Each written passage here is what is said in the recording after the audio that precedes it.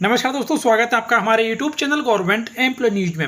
NPS यानी कि national pension system में ग्रेच्युटी को लेकर भारत सरकार का ताज़ा गजट नोटिफिकेशन हुआ जारी। जी हां दोस्तों, एक महत्वपूर्ण जानकारी आप सभी के लिए। लेकिन जानकारी जानने से पहले आपको बता दें कि एक तरफ जहां केंद्र सरकार सरकारी कर्मचारियों के लिए एनपीएस के तहत यूनिफाइड पेंशन स्कीम को लागू करने का ऐलान कर चुकी है और इसका गजट नोटिफिकेशन भी जारी किया जा चुका है, लेकिन इसी बीच एक और बड़ा ऐलान सरकार के द्वारा किया गया है। 24 अप्रैल 2025 को भारत सरकार के लोक यानी कि कार्मिक लोक शिकायत तथा पेंशन मंत्रालय के अधीन काम करने वाले पेंशन एवं पेंशन भोगी कल्याण विभाग के द्वारा एक गजट नोटिफिकेशन जारी किया गया है। ये गजट नोटिफिकेशन केंद्रीय कर्मचारियों, खासतौर से जो कि एनपीएस में कवर्ड हैं, उन सभी के लिए बेहद महत्वपूर्ण है, क्योंकि पुराने नियमों के अनुसार एनपीएस में सरकारी कर्मचारियों को रिटायरमेंट ग्रेच्युटी, डेथ ग्रेच्युटी का फायदा टेम्परेरी रूप से दिया गया था। लेकिन 24 अप्रैल 2025 को जारी किए गए गजट नोटिफिकेशन के अनुसार अब एनपीएस में कवर्ड सरकारी कर्मचारियों को ग्रेच्युटी का लाभ देने का नोटिफिकेशन जारी किया जा चुका है।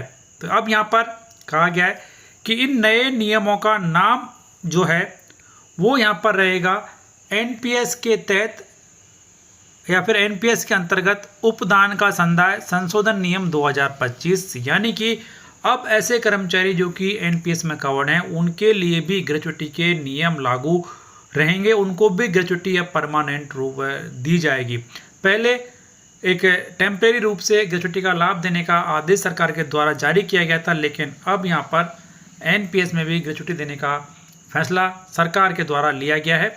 और एनपीएस के 2021 में जो नियम जारी किए गए थे, उन नियमों में भी कुछ बदलाव यहाँ पर किए गए हैं। यानी कि जहाँ जहाँ पर ग्रेच्युटी का प्रावधान था, उसे अब स्थायी रूप से एनपीएस रूल्स 2021 में समायोजित कर दिया गया है। तो ओवरऑल कहने का मतलब यहाँ पर यही कि अब एनपीएस में कवर्ड सरकारी कर्मचारियों को भी ग्रेच्युटी का लाभ दिया जाएगा, जिसमें कि सरकारी कर्मचारियों को दे रिटायरमेंट ग्रेच्युटी यानी कि सेवानिवृत्ति उपदान, मृत्यु उपदान और अवशिष्ट उपदान सम्मिलित हैं। तो तीनों ही प्रकार की ग्रेच्युटी, जिसमें कि सरकारी कर्मचारियों को ओल्ड पेंशन स्कीम में ही मिलती थी, वो अब न्यू पेंशन स्कीम में भी सभी सरकारी कर्मचारियों को दी जाएगी। तो अब यहाँ पर इस मामले को सरकार ने और पेचीदा बना दिया है कि सरकारी कर्मचारी एनपीएस में बने रहें या फिर एनपीएस के तहत ही यूनिफाइड पेंशन स्कीम को चुनें।